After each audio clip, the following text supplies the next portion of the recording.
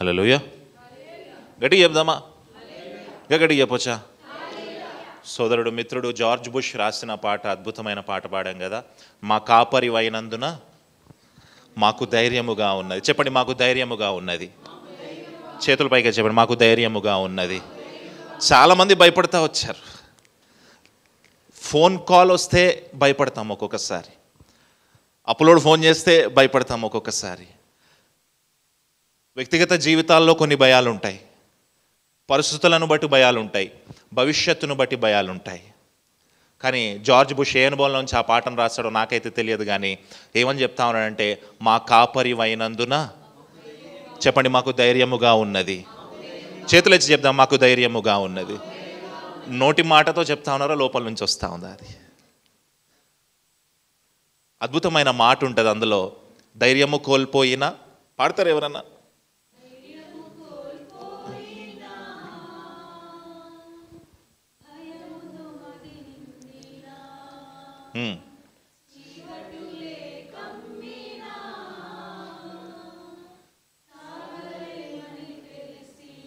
ధైర్యం కోల్పోయాడంట, భయముతో మది నిండిందంట, చీకటులు కమ్మాయంట. బహుశా జార్జ్ బుష్ ఏ పరిస్థితుల్లో ఉన్నాడో ఇది రాసేటప్పుడు. అద్భుతమైన పరిచర్య చేస్తాడు. ఓడిపోనివ్వడు అనే పాట రాసింది కూడా జార్జ్ బుషే. ఏ పరిస్థితుల్లో ఉన్నాడో ధైర్యము కోల్పోయాడంట, భయముతో మది నిండిందంట, చీకటులు కమ్మాయంట అతని జీవితంలో. కానీ నెక్స్ట్ లైన్ చూడండి ఎంత అద్భుతంగా ఉంటుందో. నెక్స్ట్ లైన్ చూడండి ఎంత అద్భుతంగా ఉంటుందో. మా పితరులను జార్జ్ బుష్ ధైర్యం ఏంటి తెలుసా? ఐగుప్తులోంచి మా పితరులను తీసుకొని వచ్చావు కదా, బానిసత్వంలోంచి తీసుకొని వచ్చావు కదా, వాళ్ళు భయంగా ఉన్నప్పుడు వాళ్ళ కొరకు నువ్వు నిలబడ్డావు కదా, అసలు ధైర్యము లేని పరిస్థితుల్లో నువ్వు నిలబడ్డావు కదా, బలహీనులను బలవంతులుగా నువ్వు చేసావు కదా, ధైర్యము లేని వారిని ధైర్యవంతులుగా నువ్వు చేసావు కదా, అక్కడ నుంచి వస్తుంది నా ధైర్యము, నువ్వు నా కాపరివి కాబట్టి అంటా అన్నాడు. ఒకసారి చెప్దామా? మా కాపరి అయినందున మాకు ధైర్యముగా ఉన్నది. ఎంతమంది ఇక్కడ ధైర్యము లేకుండా ఏ పరిస్థితుల్లోంచి ఇక్కడికి వచ్చారో, ఎందుకు ఇక్కడ కూర్చున్నారో నాకైతే తెలియదు. మీ పరిస్థితులన్నీ అయిపోతాయి, మీకు ప్రాస్పెరిటీ వచ్చేస్తుందని నేను పెద్ద పెద్ద మాటలైతే నేను చెప్పను. కానీ దేవుడు మనకు తోడుగా ఉన్నాడు. ఆమేన్. ధైర్యం తెచ్చుకుందామా? చెప్పండి, ధైర్యం తెచ్చుకుందామనండి. చూడండి, అలాంటి పరిస్థితుల్లోనే పౌలు ఉన్నాడు. పౌలు గారు ఏం చేశాడంటే, రోమాకి వెళ్ళాలి అనుకున్నాడు, యెరూషలేము ప్రాంతానికి వచ్చాడు, మందిరంలోకి వచ్చాడు, తనకి ఉన్న మొక్కుబళ్ళు తీర్చుకున్నాడు, మిగతా నలుగురితో కూడా మొక్కుబళ్ళు తీర్చాడు. వెంటనే యెరూషలేము వాళ్ళందరూ చూశారు, యూదులు చూశారు, పరిసయ్యులు చూశారు, శాస్త్రులు చూశారు, సదుకాయలు చూశారు. అరే, అన్యుణ్ణి మందిరంలోకి తీసుకొని వచ్చాడు రా, వీడిని చంపేద్దామని చెప్పి తీసుకొని వెళ్ళి కొట్టేశారు పౌల్ని. సైలెంట్గా ఉన్నాడు. ఎందుకు సైలెంట్గా ఉన్నాడు తెలుసా? అతని కాపరి ఎవరు? యేసుక్రీస్తు అని పౌలుకి ధైర్యముగా ఉన్నాడు కాబట్టి. ధైర్యముగా ఉన్నాడు కాబట్టి. ఆ తర్వాత సహస్రాధిపతి వచ్చాడు, క్లాడియస్ లిసియస్ వచ్చాడు. అసలు నువ్వేంటి, నీ పరిస్థితి ఏంటి, ఇతన్ని కొరడాలతో కొట్టండి, చంపించండి అని క్లాడియస్ అన్నప్పుడు ధైర్యంగా క్లాడియస్ వైపు చూసి ఏమన్నాడు తెలుసా? నువ్వు ఈ రోమన్ సిటిజన్షిప్ కొనుక్కున్నావేమో, రోమియుడుగా నువ్వు ఉన్నావేమో, కానీ నేను పుట్టుకతోనే రోమియుడను. గ్రీకు భాషలో మాట్లాడాడు, హెబ్రియూ భాషలో మాట్లాడాడు. చూడండి ఎలాంటి పరిస్థితి. టోటల్ సాన్హెడ్రిన్ మొత్తం వ్యతిరేకంగా ఉంది, యూదా సమాజం మొత్తం వ్యతిరేకంగా ఉంది, రోమా సమాజం మొత్తం వ్యతిరేకంగా ఉంది. కానీ ఆ పరిస్థితుల్లో కూడా ఏమన్నాడు తెలుసా? ధైర్యము కోల్పోలేదు. ఆ పరిస్థితుల్లో ఏమంటున్నాడు తెలుసా? మా కాపరి నీవైనందున మాకు ధైర్యముగా ఉన్నది. చూడండి 23వ అధ్యాయం, అపోస్తుల కార్యములు 23వ అధ్యాయము మొదటి వచనం చూద్దామా ఒకసారి? అపోస్తుల కార్యములు 23వ అధ్యాయం మొదటి వచనం చూద్దామా ఒక్కసారి? ఆ పైన ఉన్న 29వ వచనం చదవండి. కాబట్టి విడిచిపెట్టిరి, తెలుసుకున్నప్పుడు బంధించినందుకు సహస్రాధిపతి కూడా భయపడెను. మరునాడు యూదులు అతని మీద మోపిన నేరము తెలుసుకొనగోరి వదిలించి ప్రధాన యాజకులను ఆజ్ఞాపించి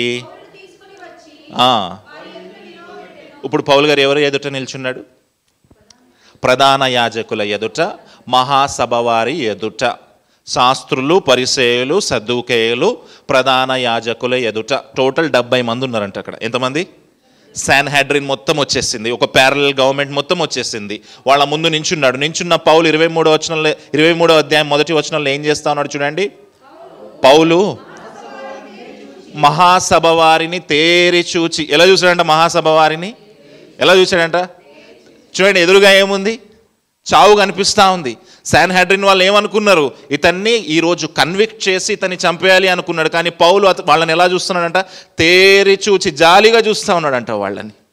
చూడండి, యేసుక్రీస్తు వారు ఏమంటారు, పక్షవాతం వచ్చిన వ్యక్తి ఆయన దగ్గరికి వచ్చినప్పుడు తేరి చూశాడు, జాలిగా చూశాడు. అలాంటి తేరి చూస్తూ ఉన్నాడంట పౌలు గారు. వాడిని తేరి చూస్తూ ఉన్నాడు. చూసి ఏమంటా ఉన్నాడు చూడండి. సహోదరులారా, నేను నేటి వరకు కేవలం మంచి మనస్సాక్షి గలవాడనై దేవుని ఎదుట నడుచుకొంటినని చెప్పిన వాళ్ళని తేరి చూశాడు. వాళ్ళని ఏమని పిలుస్తా ఉన్నాడు? సహోదరులారా అంటున్నారు. నిజంగా శాన్హెడ్రిన్ ముందు ఎవరైనా వ్యక్తి దోషిగా నిలబడినప్పుడు అక్కడ ఒక ప్రోటోకాల్ ఉంటుంది. ఏమని పిలవాలి అంటే తండ్రులారా, పెద్దలారా అని పిలవాలి. ఏమని పిలవాలి? పౌలు వాళ్ళని ఏమని పిలుస్తా ఉన్నాడు? సహోదరులారా అని పిలుస్తా ఉన్నాడు. శాన్హెడ్రిన్ సభ ముందు ఎవరైనా వ్యక్తి దోషిగా నిలబడినప్పుడు తండ్రులారా, పెద్దలారా అని పిలవాలి. కానీ ఏమని పిలుస్తా ఉన్నాడు? ఎక్కడి నుంచి వస్తుంది పౌలుకి ధైర్యము? ఎక్కడి నుంచి వచ్చింది ధైర్యము? కాపరి ఆయన అయినందున ధైర్యం వచ్చింది. బహుశా ఆ శాన్హెడ్రిన్లో ఉన్న సభ్యులందరూ పౌలుతో పాటు ఇంతకుముందు చదువుకున్న వాళ్ళేమో. గమాలియేలు దగ్గర పౌలు బోధ నేర్చుకుంటా ఉన్నప్పుడు వాళ్ళందరూ కలిసి థియాలజీ చేసిన వాళ్ళేమో, ధర్మశాస్త్రాన్ని చదువుకున్న వాళ్ళు, వాళ్ళ ఫ్రెండ్స్ ఏనేమో. అందుకే వాళ్ళని చూడంగానే ఏమంటా ఉన్నాడు? ప్రోటోకాల్ని కూడా విడిచిపెట్టి సహోదరుల, బ్రెదరెన్ అని అంటా ఉన్నాడు ఇంగ్లీష్లో. ఆ సహోదరులారా అన్న మాట వల్ల అతను శిక్షకు లోనవుతాడు అని తెలిసినా కూడా ధైర్యం ఎక్కడి నుంచి వస్తూ ఉంది పౌలుకి? కాపరి ఆయనైనందున. అద్భుతమైన మాట మాట్లాడుతూ ఉన్నాడు చూడండి.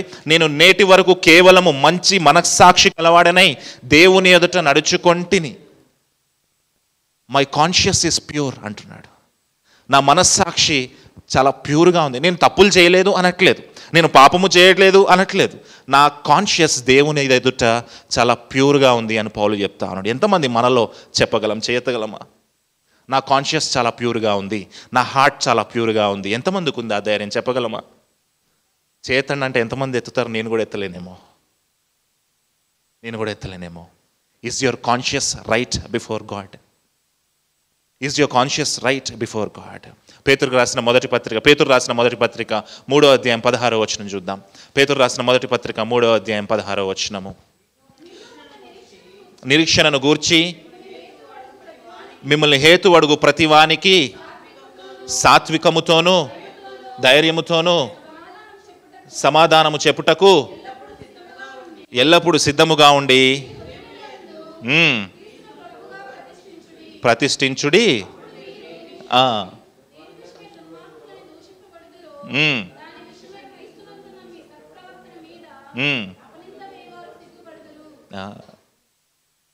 ఉందా సాత్వికము? ఉందా నిర్మలమైన మనస్సాక్షి? మీ హార్ట్లో ఉన్న కాన్షియస్నెస్ ప్యూర్గా ఉందా? నిర్మలమైన మనస్సాక్షితో ఎదుటి వ్యక్తికి సమాధానం చెప్పే తెగో మన దగ్గర ఉందా? ధైర్యం మన దగ్గర ఉందా? చూడండి, ఆ రోజు పౌలుకుంది. ఎందుకు? అతని ధైర్యం ఎవరు? క్రీస్తు కాబట్టే. ఏమంటా ఉన్నాడు తెలుసా? ఈ రోజు వరకు నేను తప్పు చేశాను అని చెప్పట్లేదు, తప్పు చేయలేదు అని చెప్పట్లేదు, పాపం చేశాను అని చెప్పట్లేదు, పాపం చేయలేదు అని చెప్పట్లేదు. కానీ దేవుని ఎదుట నా కాన్షియస్ ప్యూర్గా ఉంది, నా మనస్సాక్షి చాలా ప్యూర్గా ఉంది. ఆ పౌలు గారు ఎప్పుడైతే ఆ మాట చెప్పాడో వెంటనే ఒక వ్యక్తికి కోపం వచ్చింది. చూడండి, 2వ వచనం చదవండి. అందుకు ప్రధాన యాజకుడైన అననీయ అతని నోటి మీద కొట్టుడని దగ్గర నిల్చున్న వారికి ఆజ్ఞాపించగా. పౌలు గారి మనస్సాక్షి నిర్మలంగా ఉంటే అననీయాకు వచ్చిన బాధ ఏంటి? పౌలు గారి మనస్సాక్షి నిర్మలముగా ఉంటే, అతని కాన్షియస్నెస్ ప్యూర్గా ఉంటే అనన్యాకి వచ్చిన బాధ ఏంటి? ఎందుకు కొట్టమన్నాడు? పౌలు ఆయన చేసిన పరిచర్యలో ఎలాంటి తప్పు చేయలేదు. పౌలు ఎంతోమంది దగ్గర కానుకలు తీసుకున్నాడు, పరిచర్య చేశాడు.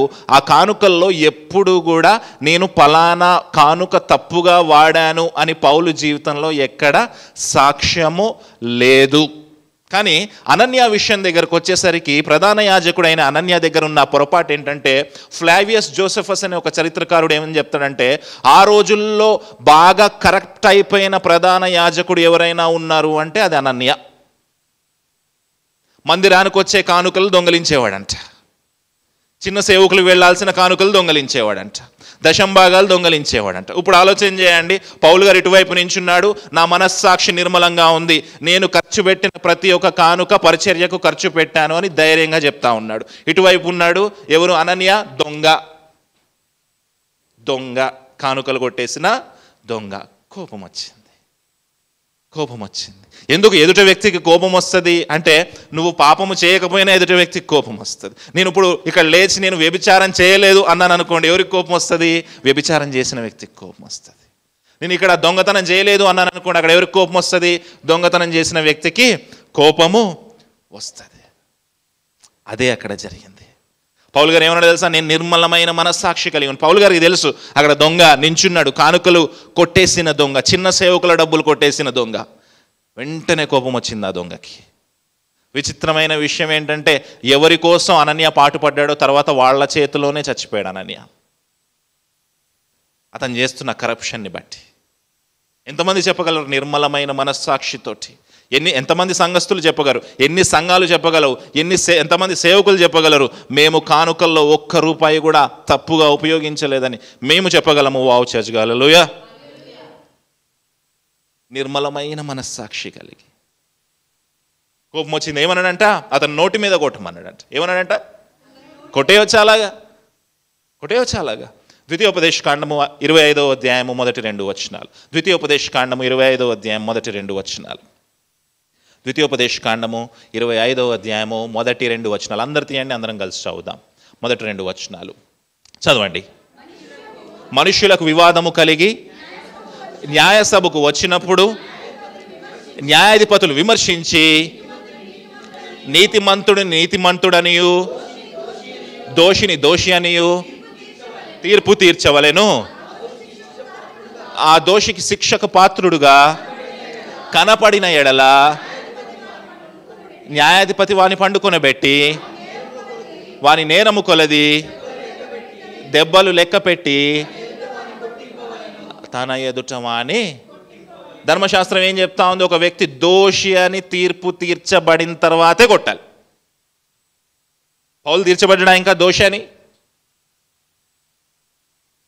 ఒక వ్యక్తి నీతిమంతుడైతే విడిచిపెట్టాలి, దోషి అని తీర్పు తీర్చబడిన తర్వాతే ఆయన మీద చేయాలి. కానీ అనన్య ఏం చేస్తా ఉన్నాడు? ఈ కరప్ట్ అనన్య ఏం చేస్తా ఉన్నాడు? కానుకలు కొట్టేసిన అనన్య ఏం చేస్తా ఉన్నాడు?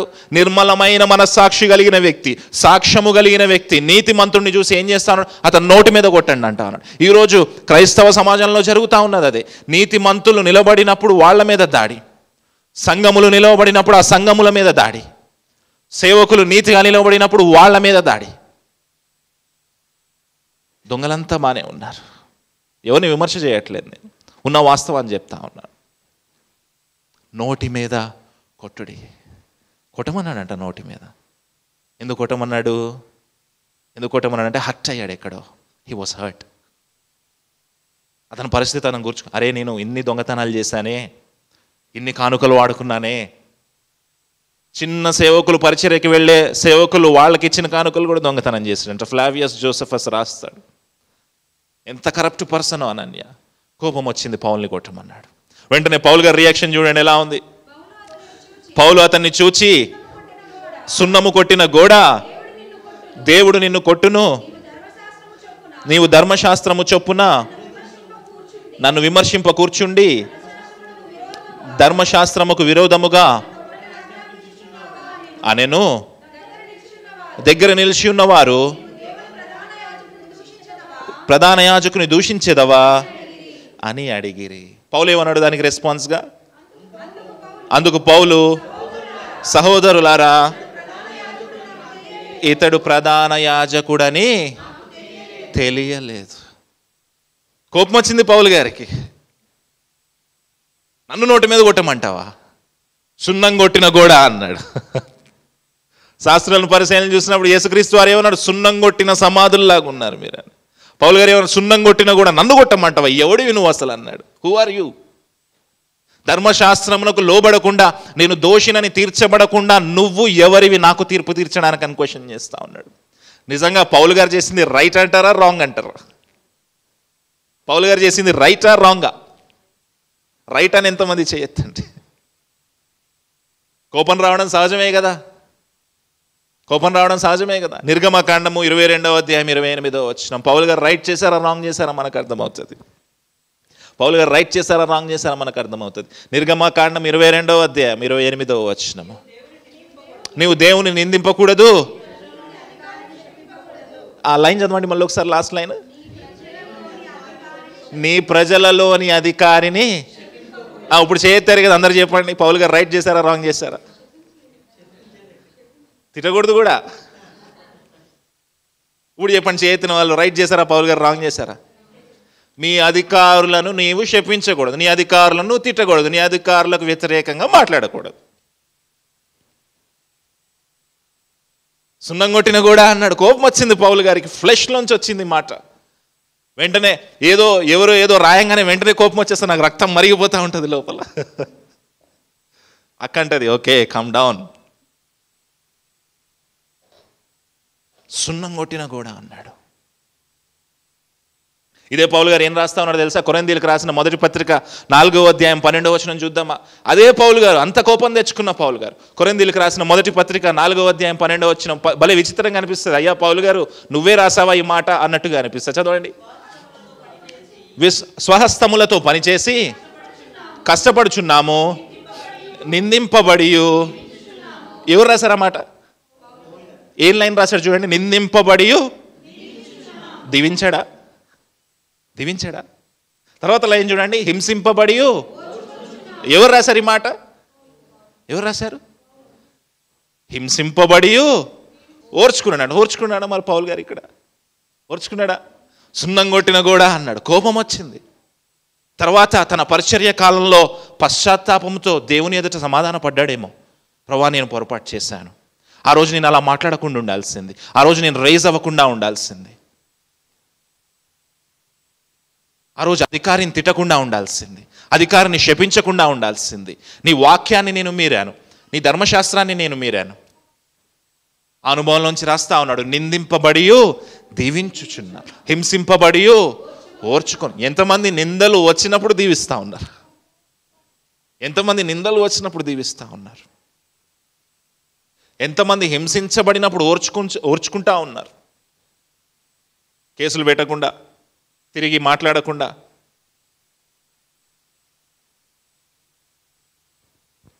అద్భుతమైన రెస్పాన్స్ ఏంటంటే వాళ్ళందరూ ఏమని అడిగారు ఆయనని? నువ్వు ప్రధాన యాజకుడిని దూషించేదవా అంటే పౌలు గారు ఏమని రెస్పాన్స్ చెప్పారు 5వ వచనంలో? అందుకు పౌలు, సహోదరులారా ఇతడు ప్రధాన యాజకుడని. పౌలుకు తెలియకపోవడం ఏంది? పౌలు గారు ఎవరు? క్రైస్తవుడు కాకముందు పౌలు గారు ఎవరు? పరిసయ్యుడు. తెలీదా? ఒక పరిసయ్యుడికి ప్రధాన యాజకుడు ఎలా ఉంటాడో తెలీదా? తెలుసా తెలీదా?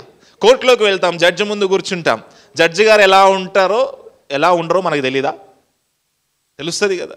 ఎందుకన్నాడు పౌలు గారు ఈ మాట? ఎందుకన్నాడు పౌలు గారు ఈ మాట? 3 కారణాలు ఉన్నాయి.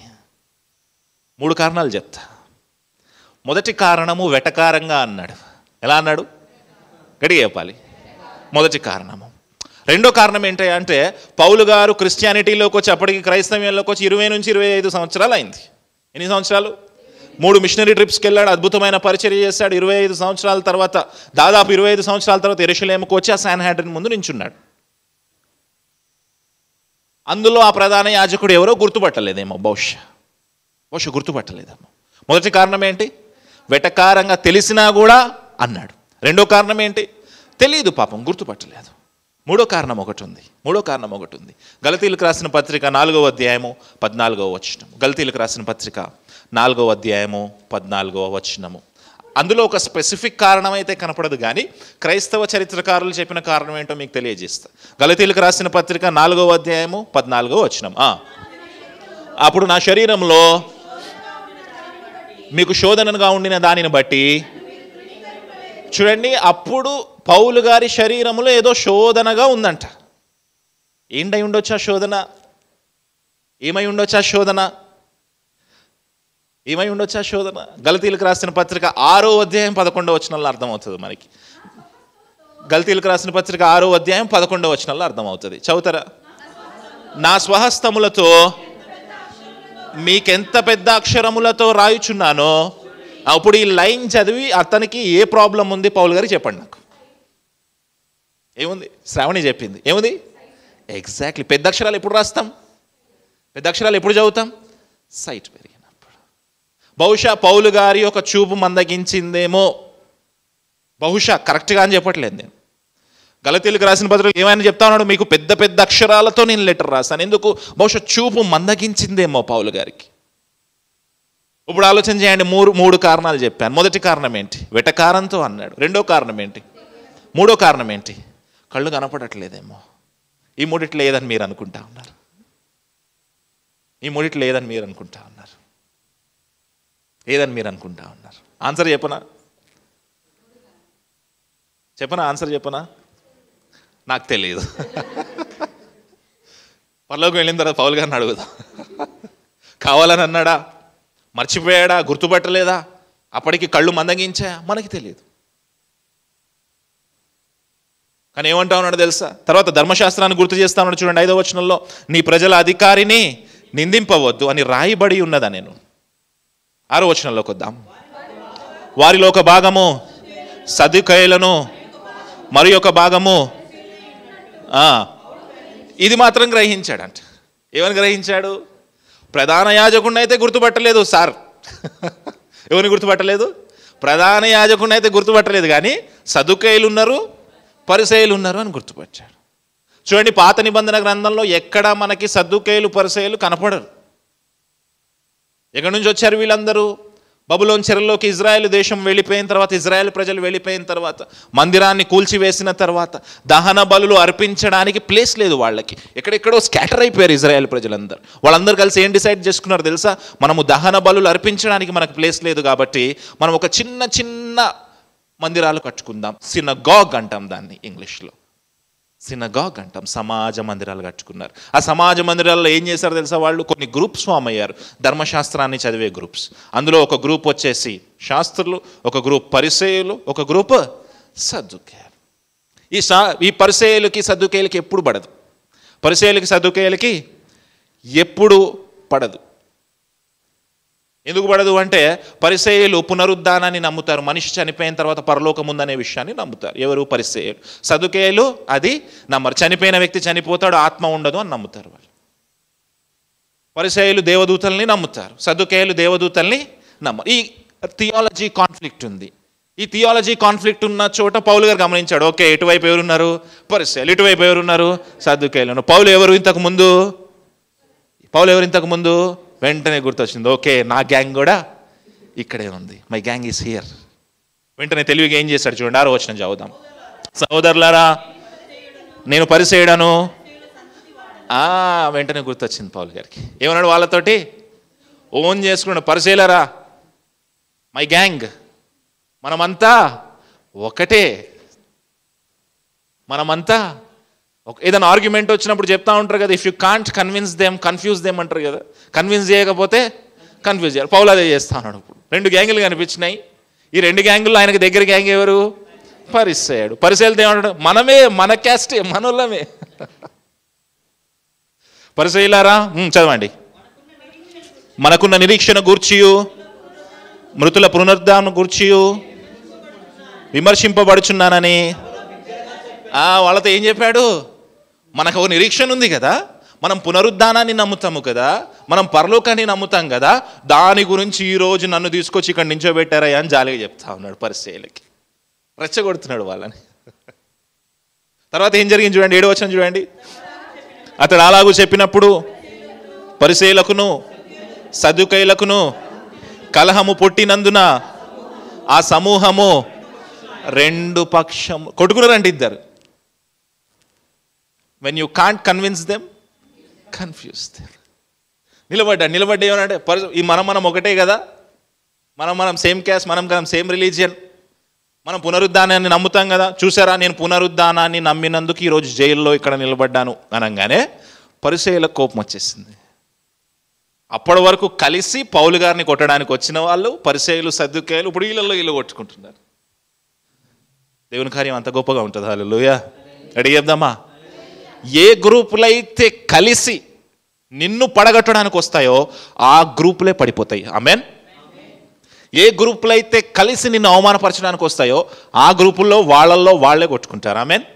రెడీ చెప్దామా? పౌలు జీవితంలో జరిగింది. పౌలు జీవితంలో జరిగింది. ఈ మ్యాటర్ మొత్తంలో అసలు చూస్తున్నది ఎవరు అంటే సహస్రాధిపతి అక్కడ కూర్చొని అసలు ఏం జరుగుతుందో ఆయనకి ఏం అర్థమవుతలేదు. ఇక్కడ వీళ్ళు ఎందుకు కొట్టుకుంటున్నారో తెలియదు. కలహము పుట్టినందున వారు రెండు పక్షములాయన. 8వ వచనం చదువుదాం.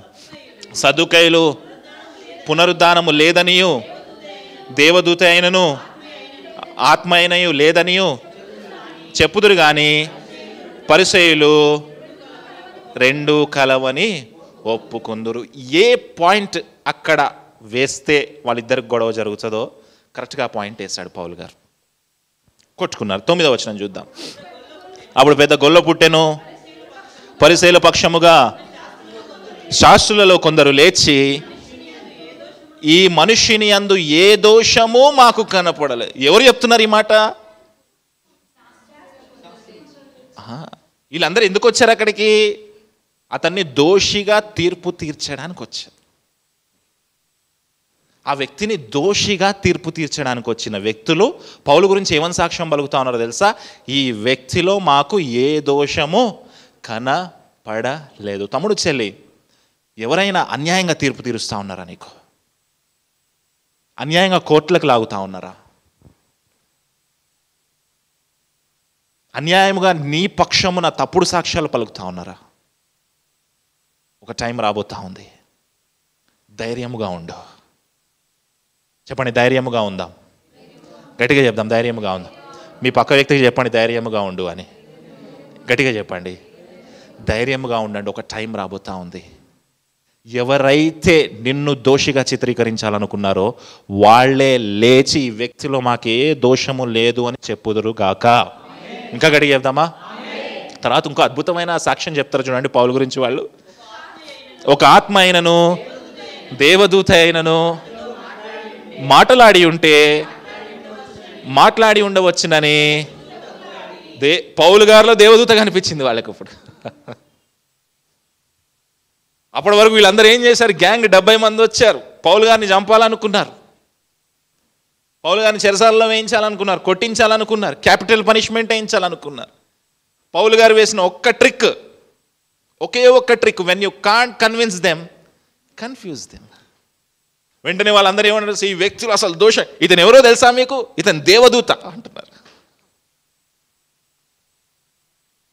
తమ్ముడు చెల్లి, నీలో దయ్యము చూసిన వ్యక్తే నీలో దేవదూతను కూడా చూస్తాడు. ఆమేన్.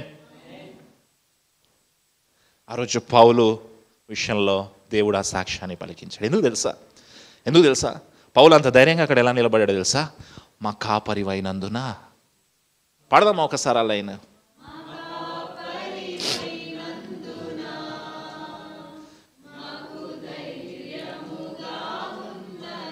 నిజంగా ఉందా? ఒక చెల్లిని లేపడిగాను అనుకో, అన్న జాబ్ రావట్లేదన్నా అని ఏడుస్తుంది. ధైర్యం లేదు. ఒక తమ్ముడిని లేపడిగాను, అన్నా పెళ్ళవట్లేదన్నా, ధైర్యం లేదు, నిరీక్షణ లేదు. పాత స్థితిని మర్చిపోయాం. ఎన్నిసార్లు దేవుడు మనల్ని ఆ ఐగుప్తు దేశంలోంచి విడిపించాడో మర్చిపోయాం. ఇంకా అధైర్యపడతా ఉంటాం. ఎన్నిసార్లు మన జీవితంలో ఇక అయిపోయింది అనుకున్న ప్రతిసారి ఆయన నిలబెట్టి ఎర్ర సముద్రాన్ని 2 పాయలుగా చీల్చాడో ఆ పరిస్థితి మనకు తెలిసి కూడా ఆ సాక్ష్యాన్ని మన నోటితో పలికి కూడా ఈరోజు ఏం చెప్తాను తెలుసా? అన్న ధైర్యం సరిపోవట్లే.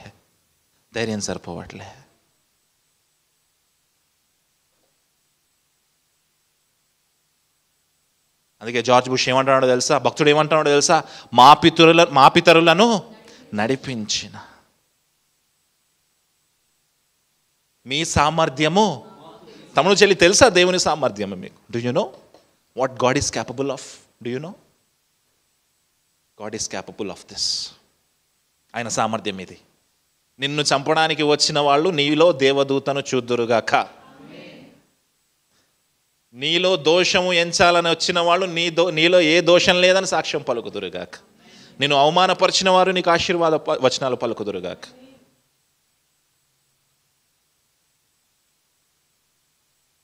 నేను అవమానపరిచే వ్యక్తి నీ పక్క వ్యక్తి అవ్వచ్చు, నిన్ను అధైర్యపరిచే వ్యక్తి నీ పక్కనున్న వ్యక్తే కావచ్చు, నీ చుట్టమే కావచ్చు, నీ బంధువే కావచ్చు, నీ కుటుంబీకుడే కావచ్చు, నీ స్నేహితుడే కావచ్చు, నువ్వు ఎంతో నమ్మిన వ్యక్తే కావచ్చు, నీ తోటి క్రైస్తవుడే కావచ్చు. కానీ ఒకటే నిరీక్షణ, ఒకటే ధైర్యం. ఏంటి ఆ ధైర్యం తెలుసా? మా కాపరివైనందున మాకు ధైర్యముగా ఉంది అనండి. గట్టిగా చెప్పండి. చూడండి తర్వాత ఏమైందో చూద్దాం. 10వ వచనం. కలహం ఎక్కువైనప్పుడు పౌలును చీల్చివేయుదురేమో అని సహస్రాధిపతి భయపడి మీరు వెళ్ళి పట్టుకొని కోటలోనికి తీసుకొని రండని సైనికులకు ఆజ్ఞాపించారు. వీళ్ళందరినీ చూస్తున్నారు. ఎవరు? క్లాడియస్ లిసియస్ గారు చూస్తా ఉన్నాడు. ఏమో పౌలు గారిని వీళ్ళిద్దరు కొట్టుకొని 2 ముక్కలు చేసేస్తారేమో, అటో చెయ్యి ఇటో చెయ్యి లాగుతారేమో. అతన్ని బలవంతంగా పట్టుకొని తీసుకున్నాండి, జైల్లో వేద్దాం, తర్వాత చూద్దాం ఈ సీన్. ఆలోచన చేయండి. పౌలు గారు తేరి చూచాడు వాళ్ళని. ప్రధాన యాజకుడిని తిట్టాడు, అప్పుడే సున్నం కొట్టిన గోడ అన్నాడు. తర్వాత పెద్ద గొడవ జరిగింది. డే అంతా చాలా మెస్సీగా ఉంది పౌలు గారి లైఫ్లో. సాయంత్రం అయింది. సహస్రాధిపతి ఏం చేశాడు? తీసుకెళ్ళి జైల్లో పెట్టాడు. సహస్రాధిపతి ఎప్పుడైతే తీసుకెళ్ళి ఆ కోట జైల్లో పెట్టాడో అప్పుడు పౌలు గారి జీవితంలో ఒక గొప్ప కార్యం జరిగింది. 11వ వచనం చదువుదామా. ఆ రాత్రి ప్రభువు అతని యొద్ద, మళ్ళీ చదువుదామా లైన్,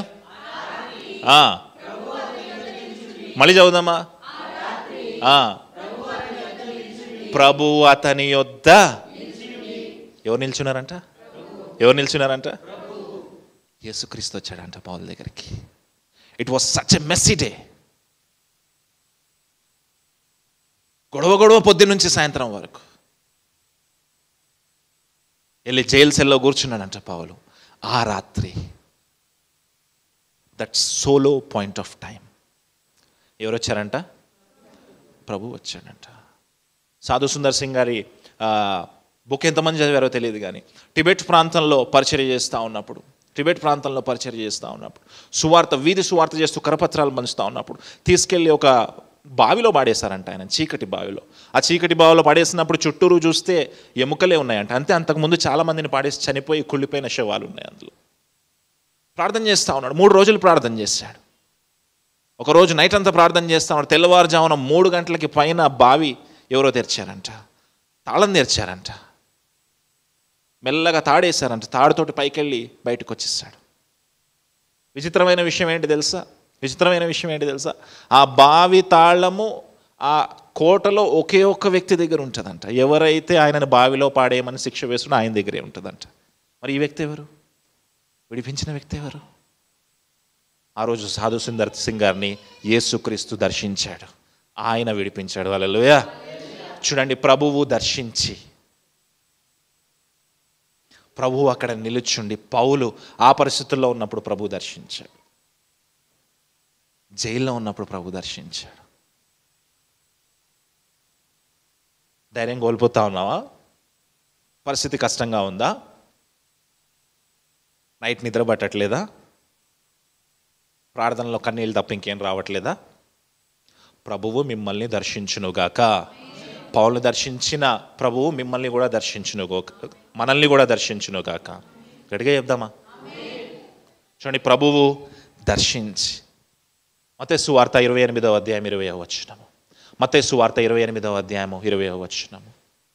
28వ అధ్యాయం 20వ వచనము. నేను ఆజ్ఞాపించి తినో వాటన్నిటిని గైకొనవలెనని వారికి బోధించుడి. ఇదిగో నేను యుగ సమాప్తి వరకు సదాకాలము మీతో కూడా ఉన్నానని యేసుక్రీస్తు వారు ఇచ్చిన వాగ్దానము. తమ్ముడు చెల్లి, యుగ సమాప్తి వరకు ఆయన సదాకాలము మనతో తోడుగా ఉన్నాడు. ఆమేన్. పౌలుతో తోడుగా ఉన్నాడు. పౌలుని దర్శించాడు. సాధు సుందర్ సింగ్ గారిని దర్శించాడు. మనల్ని కూడా దర్శిస్తాడు. హల్లెలూయా. దర్శించాడు. అద్భుతమైన విషయం ఏంటి తెలుసా? ప్రభువు దర్శించాడు. ఆ పరిస్థితుల్లో మనం ఉంటే ఏమనుకుంటాం?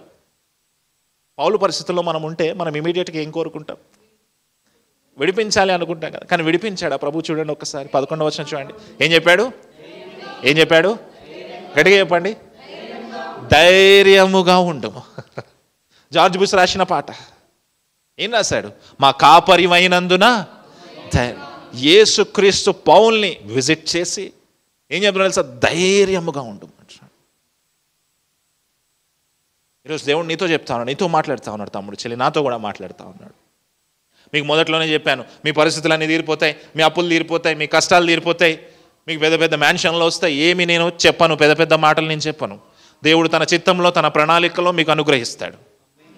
కానీ ఇప్పుడున్న పరిస్థితిని బట్టి ధైర్యం కోల్పోకు. ధైర్యముగా ఉండు.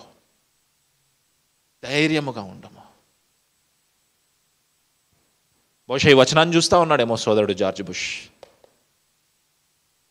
ఏం రాశాడు? ధైర్యము కోల్పోయినా, భయముతో మది నిండిన, చీకటులే కమ్మిన. అప్పుడు రాస్తా ఉన్నాడు జార్జ్ బుష్, మా కాపరివైనందున ధైర్యముగా ఉన్నది. బహుశా పౌలు గారు ఆ చెరసాల్లో ఈ పాట పాడుకుంటున్నాడేమో. ఊహించుకోండి, ఎంత బాగుంది కదా. స్వయంగా యేసుక్రీస్తు వచ్చేసాడు వాళ్ళ దగ్గరికి. మత్తయి సువార్త 9వ అధ్యాయం 22వ వచనం. మత్తయి సువార్త 9వ అధ్యాయం 22వ వచనం. మత్తయి సువార్త 9:2 చదవండి. ఫస్ట్ 9:2 చదవండి మొదట. అక్కడ చూడండి, పక్షవాయువు కలిగిన వ్యక్తిని బాగు చేయకముందు యేసుక్రీస్తు పలికిన మాట. ఏం మాట చూడండి. ఇదిగో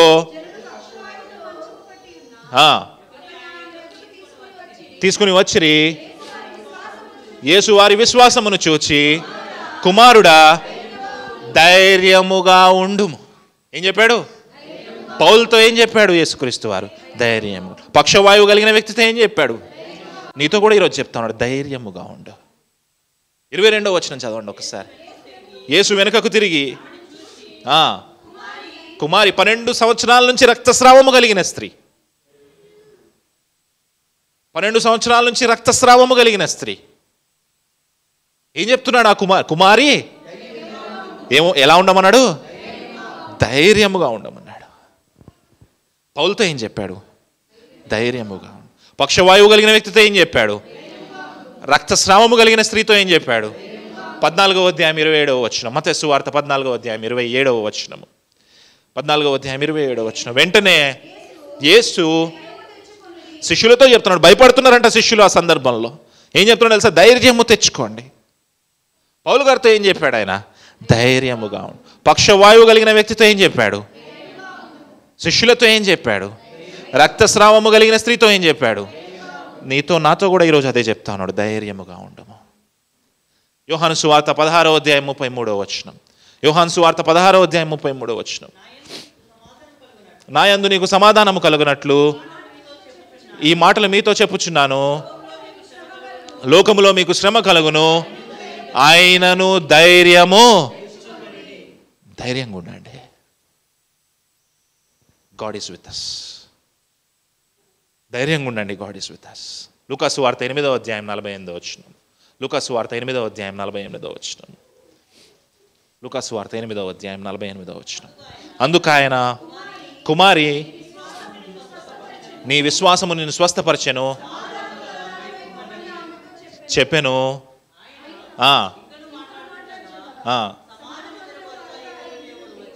సమాధానంతో వెళ్ళమని చెప్పాడు, ధైర్యంగా ఉండమని చెప్పాడు ఆ స్త్రీకి. తమ్ముడు చెల్లి, నీతో మాట్లాడుతున్నాడు దేవుడు ఈరోజు, ధైర్యంగా ఉండు. ఇప్పుడు చెప్పండి, ఎంతమందికి ధైర్యంగా ఉంది? పాడతారా ఒకసారి అలా?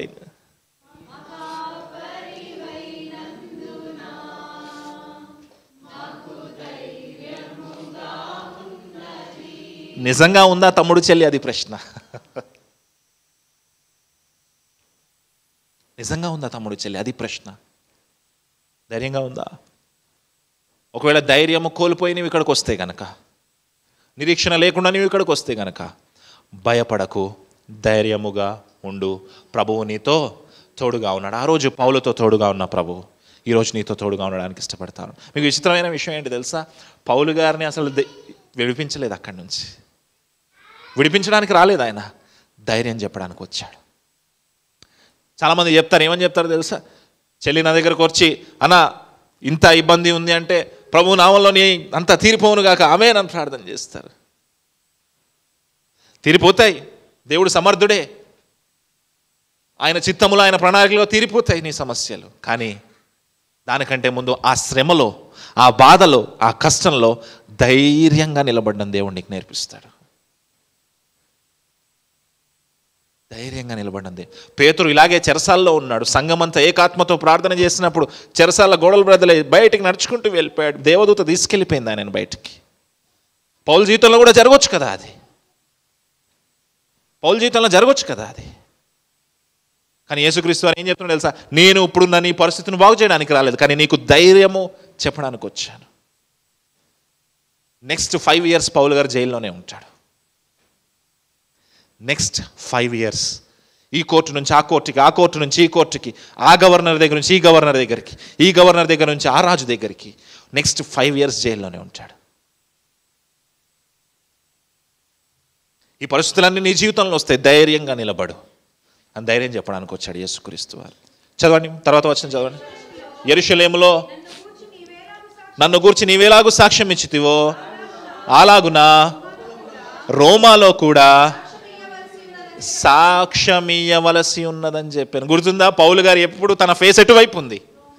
రోమా వైపు ఉంది. అపోస్తల కార్యముల యొక్క బుక్ సారాంశం అదే. అపోస్తల కార్యం ముందు యోహాను సువార్త యెరూషలేములో ఉన్న పరిచర్య, అపోస్తల కార్యముల తర్వాత బుక్ రోమియులకు ఎలా యెరూషలేము నుంచి రోమా వైపుకి పరిచర్య వెళ్ళింది అనే సారాంశమే ఈ అపోస్తల కార్యములు. అప్పుడు ఇన్ని సంవత్సరాల తర్వాత 25 years తర్వాత యేసుక్రీస్తు దర్శనం ఇచ్చి ఏమంటావు తెలుసా? ధైర్యము గుండు, నువ్వు రోమాలో కూడా అధికారుల ఎదుట నువ్వు సాక్ష్యం చెప్పాలి. పౌలు గారికి మొదటి ఇచ్చిన వాగ్దానము, నువ్వు రాజుల ఎదుట, అధికారుల ఎదుట సాక్ష్యం చెప్తావు, నా గురించి సాక్ష్యం చెప్తావు. దాన్ని గుర్తు చేసి నువ్వు రోమాకి వెళ్తావు. మీకు గుర్తుందా? యెరూషలేము నుంచి రోమా మార్గానికి వెళ్ళడానికి చాలా డబ్బులు ఖర్చు అవుతాయి అని చెప్పాను. డబ్బులు లేవు పాపం పౌలు గారి దగ్గర. ముందుకెళ్తే అద్భుతమైన విషయం చదువుతా. చదవండి, 12వ వచనం చదవండి ఒకసారి. ఉదయమైనప్పుడు యూదులు కట్టుకట్టి అన్నపానములు పుచ్చుకొనమని ఒట్టు పెట్టుకొనిరి. ఈ కుట్రలో చేరిన వారు 40 మంది హంగర్ స్ట్రైక్ చేస్తున్నారంట. ఏం చేస్తున్నారు? నిరవధిక నిరాహార దీక్ష. ఏంటంట? పౌలు గారిని చంపే వరకు మేము నీళ్లు తాగము, అన్నం తినము. ఆ ముందు రోజు రాత్రి యేసుక్రీస్తు వారు పౌలు గారికి వచ్చి ఏం చెప్పాడు? ధైర్యంగా. నెక్స్ట్ డే ఎంతమంది? 40. ఏమొట్టు పెట్టుకున్నారంట? పౌలుని చంపే వరకు మేము అన్నం తినము, నీళ్ళు. హంగర్ స్ట్రైక్కి వెళ్ళారంట వాళ్ళు. తర్వాత ఏమైపోయారు వాళ్ళు? చూడండి, నెక్స్ట్ వచనం చదువుదాం. వారు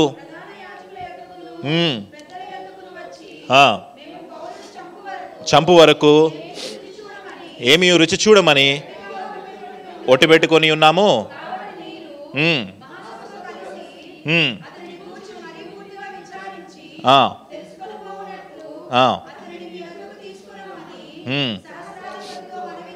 మనవి చేయుడి, అతడు దగ్గరకు రాక మునిపే ఒక ప్లాన్ వేశారు. ఈరోజు ఎలా అయితే మనము శాన్హాడ్రిన్ని తీసుకొని వచ్చి గొడవ జరిగిందో అలాంటి గొడవ రేపు మళ్ళీ ఇంకొకటి ప్లాన్ చేద్దాం.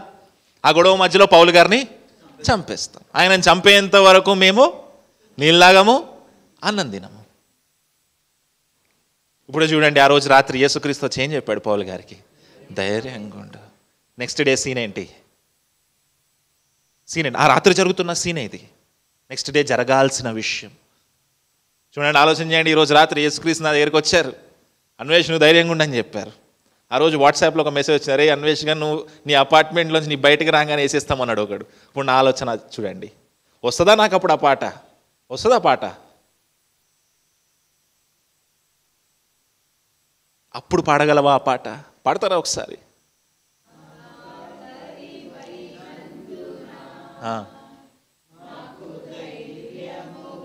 చూడండి, మీ వాయిసెస్ కూడా లో అయిపోయినాయి సిచ్యువేషన్ తెలియంగానే. ఇప్పుడు పాడగలమా పాట? వస్తుందా పాట? కానీ ఆ పరిస్థితుల్లో కూడా పౌలు బలముగా పాట పాడాడని నేను నమ్ముతా ఉన్నాను. హల్లెలూయా. అలా పాడిన వాడే విశ్వాసి, అలా పాడిన వాడే సేవకుడు. తర్వాత ఏం జరిగింది చూడండి, అద్భుతమైన కార్యం జరుగుతుంది. 16వ వచనం చూడండి.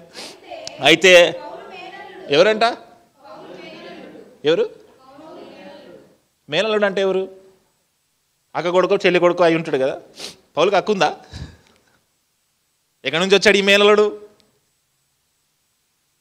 ఎక్కడి నుంచి వచ్చాడు ఈ మేనల్లుడు? సరే ఉందనుకుందాం. యెరూషలేములో ఏం చేస్తున్నాడు ఈ మేనల్లుడు? పౌలు గారిది ఏ ఊరు? తార్సు పట్టణం.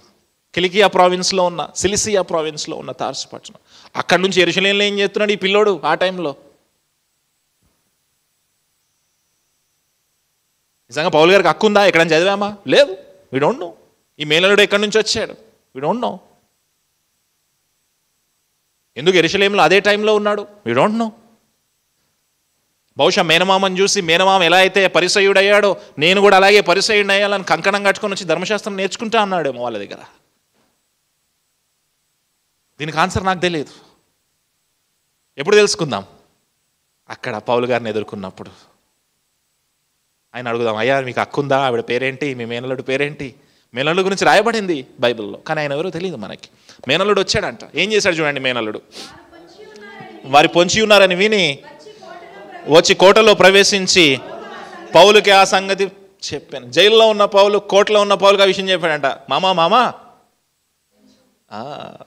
మన యారీ బాబు ఉన్నాడు, 2 రోజులు కనపడకపోతే మళ్ళీ నన్ను గుర్తుపట్టాడు. పరిగెత్తుకుంటూ వచ్చాడంట, మామా నేను చంపాలని ఇంత పెద్ద స్కెచ్ చేశారు, శపథం కట్టుకున్నారు 40 మంది మామా అని చెప్పాడంట. పౌలు గారు ఏం చేశారు చూడండి, 17వ వచనం. అప్పుడు పౌలు పిలిచి తోడుకొని పొమ్ము,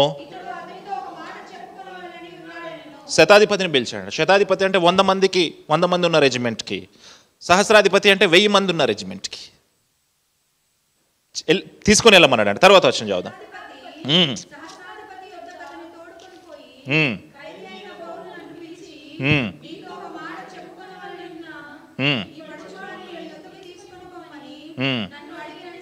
చెప్పాను. అతను చేయి పట్టుకొని తీసుకొని పోయి అడిగాను.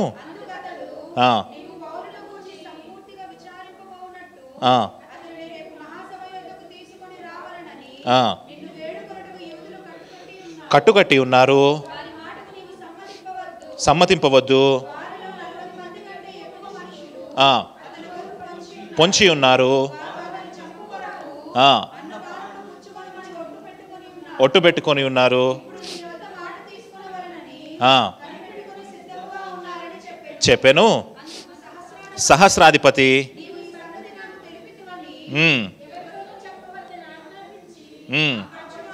ఆ పడుచు వాడిని పంపించేసాను. చూడండి, పౌలు గారు మేనల్లుడు వచ్చారు, పౌలు గారికి విషయం చెప్పాడు. పౌలు గారు ఏమన్నాడు, నువ్వు ఈ విషయం వెళ్ళి సహస్రాధిపతికి చెప్పన్నాడు. సహస్రాధిపతికి మొత్తం విషయం అంతా తెలియజేశాడు. అప్పుడు పౌలు జీవితంలో జరిగిన అద్భుత కార్యం చూడండి 23వ వచనంలో. అతడు శతాధిపతులలో ఇద్దరిని, శతాధిపతి అంటే ఎంతమంది అని చెప్పాను, 100 మందికి. ఇప్పుడు ఇద్దరిని పిలిచాడు అంటే ఎంతమంది వస్తారు ఆయనతో పాటు? చూడండి, పౌలు గారికి ఎంతమంది బాడీ గార్డ్స్ వస్తున్నారు? గట్టిగా చెప్పాలి. ఎంతమంది? 200 మెంబర్స్ బాడీ గార్డ్స్ వస్తున్నారు అక్కడ. ఇప్పుడు ఏం ఫీల్ అవ్వద్దు. ఎవరైనా సేవకుడు శ్యామ్ కిషోర్ అన్న లాంటి వాళ్ళు ఎవరైనా బాడీ గార్డ్స్ని వేసుకొని తిరిగితే ఫీల్ అవ్వద్దు మనం. బహుశా పాపం RSS వాళ్ళ గురించి తిరుగుతూ ఉంటాడు అన్నట్లు. మనం ఎప్పుడో రమేష్ని తీసుకుని వెళ్తే దాని గురించి కూడా కమెంట్ పెట్టారు ఎవరు, మనకు బాడీ గార్డులు ఉన్నారు, నాడు బాడీ గార్డులా కనిపిస్తాడా? చూడండి, 200 మంది. తర్వాత చదవండి.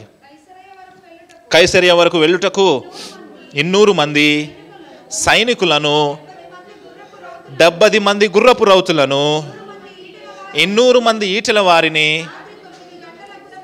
రాత్రి 9 గంటలకు సిద్ధపరిచి పౌలును ఎక్కించి అధిపతి అయిన ఫిలిక్సు వద్దకు భద్రముగా తీసుకుని పోవుటకు గుర్రములను సిద్ధపరచుడని చెప్పాను. గుర్తుందా? పౌలు గారు రోమాకి వెళ్ళడానికి డబ్బులు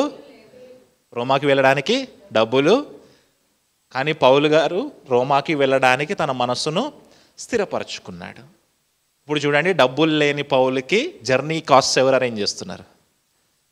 గవర్నమెంట్, ప్రభుత్వ లాంఛనాలు. ఎంతమంది బాడీ గార్డ్స్తో? 70 మంది ఈటెల వాళ్ళంట, గుర్రపు రౌతులంట. అబ్బాబాబా, ఎంత పెద్ద పరేడ్ చూడండి. గవర్నమెంట్ అరేంజ్ చేసింది, కాన్వాయ్ అరేంజ్ చేసింది పౌలు కోసం. మీకు గుర్తుందా, దమస్కు మార్గంలో యూదులతో తర్కించినప్పుడు, దమస్కు అనే ఊరిలో యూదులతో తర్కించినప్పుడు ఆ రాత్రికి రాత్రే కొంతమంది శిష్యులు, బర్నబా లాంటి వాళ్ళు చెత్తబుట్టలో పౌల్ని కిందకి దించారు గోడ మీద నుంచి. చూడండి, అలాంటి పౌలు చెత్తబుట్టలో, కంపులో కిందకి దిగిన పౌలు ఈరోజు 200 మంది పరేడ్ తోటి కాన్వాయ్లో బయలుదేరుతా ఉన్నాడు. హల్లెలూయా. అలా జరుగుతాయి మన జీవితంలో కార్యాలు, అలా జరుగుతాయి మన జీవితంలో కార్యాలు. వెంటనే మీ బ్యాంక్ అకౌంట్లో ₹1,00,00,000 వస్తాయి, మాకు 10,000 ఇవ్వండి. ఇది కాదు తమ్ముడు చెల్లి, that is wrong gospel, wrong doctrine. అట్టిపండు తినండి, ఇది కాదు తమ్ముడు చెల్లి. ఇట్లా ఇట్లా దేవుడు తన చిత్తాన్ని, తన ప్రణాళికల్ని మన జీవితంలో నెరవేర్చడానికి ఇష్టపడుతూ ఉన్నాడు. చూడండి, తర్వాత వచనం చదవండి. ఎవరి దగ్గరికి పంపించాలని కూడా? ఫెలిక్స్ దగ్గరికి పంపించాలి.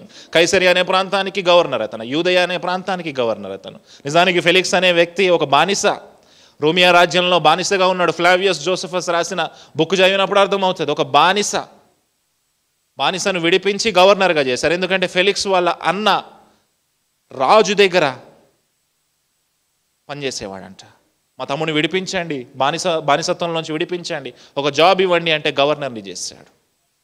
ఆ ఫెలిక్స్ దగ్గరికి పంపిస్తున్నాడు. తర్వాత వచనం చదువుదాం. మరియు ఒక పత్రిక రాసెను ఫెలిక్స్కు.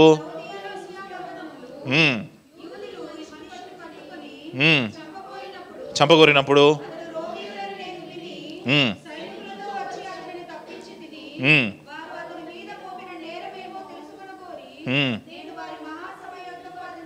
తీసుకుని వచ్చి తిని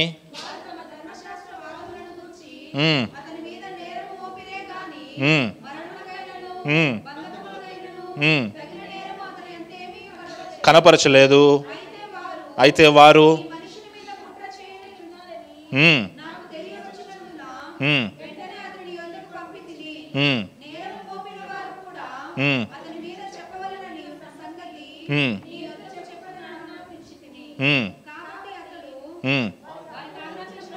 ప్రకారము చూడండి, ఒక లెటర్ రాశాడంట. ఫెలిక్స్కి ఒక లెటర్ రాశాడు, పరేడుతో పాటు అక్కడికి పంపించాడు. తర్వాత ఏం జరిగింది చూద్దాం. 31వ వచనం. మరునాడు రౌతులను పంపి కోటకు తిరిగి వచ్చిరి. వారు కైసరియకు వచ్చి నిలువబెట్టిరి. అధిపతి ఆ పత్రిక చదివినప్పుడు తెలుసుకొని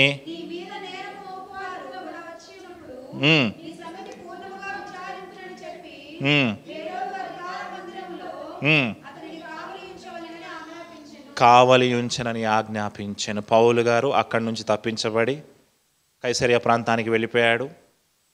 గవర్నమెంట్ ప్రొటెక్షన్లో ఉన్నాడు.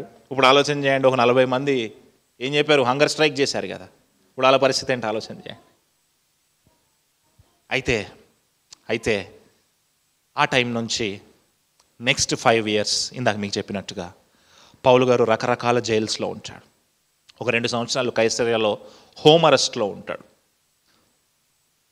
బయటకు వచ్చి ప్రకటించింది ఏమీ లేదు. ఫోటో చూద్దామా ఒకసారి.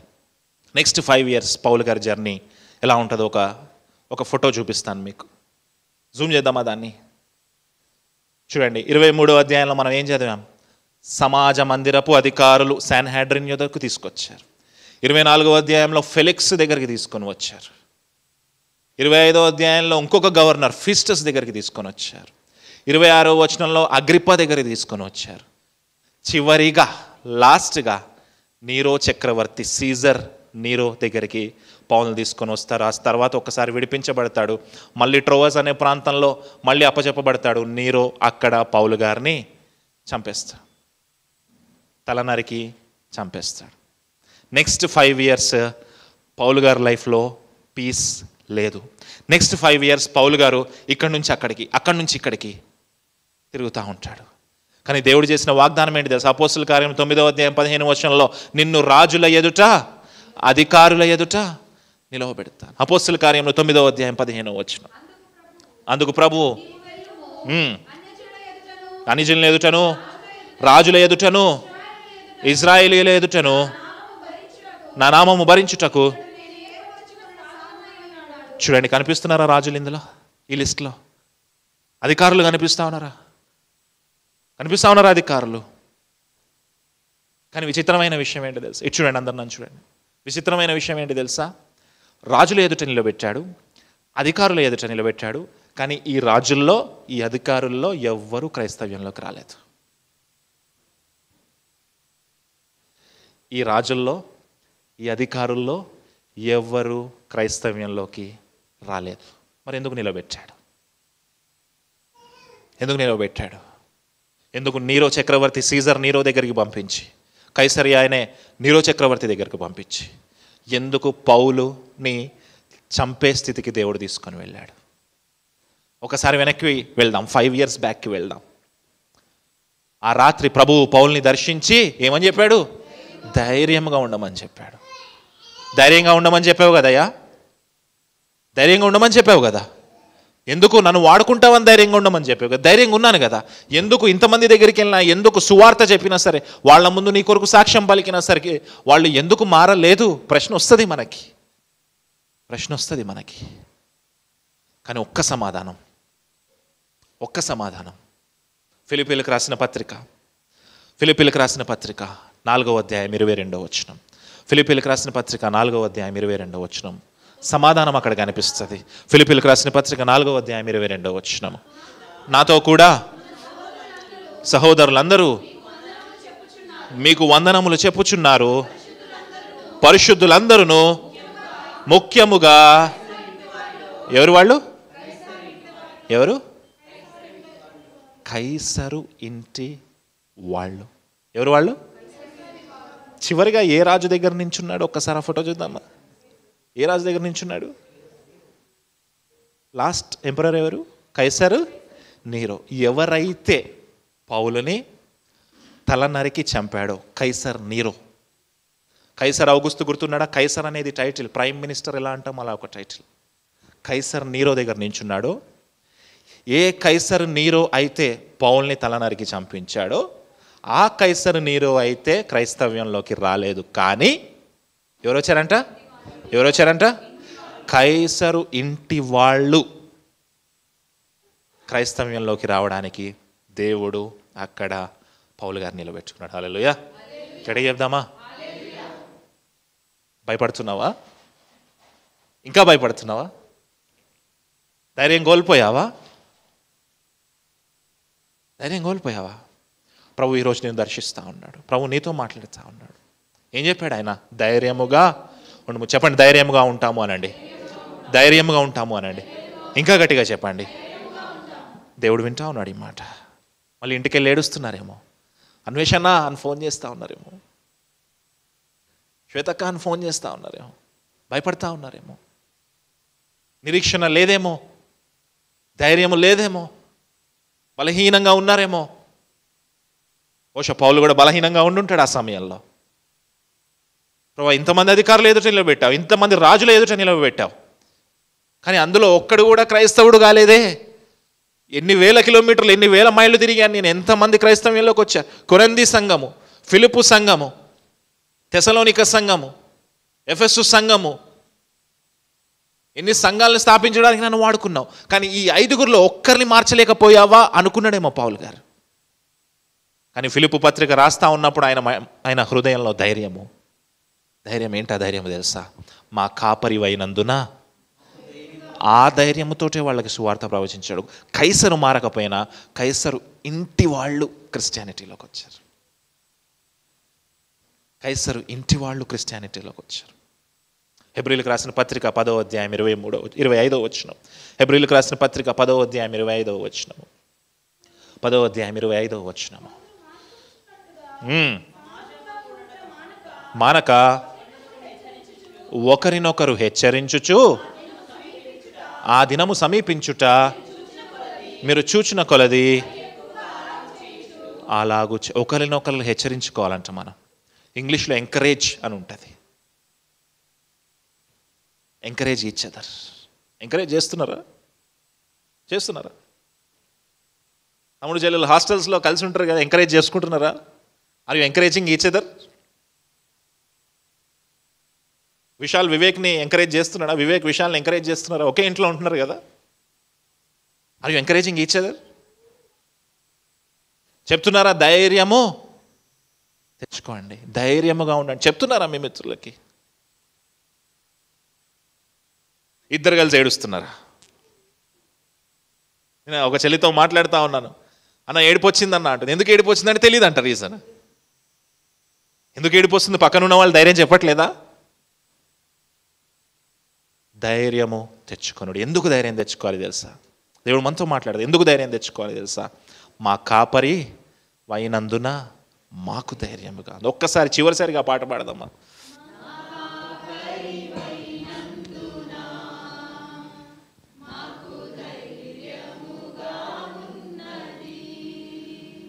మా సంపద వైనందున మాకు సమృద్ధిగా.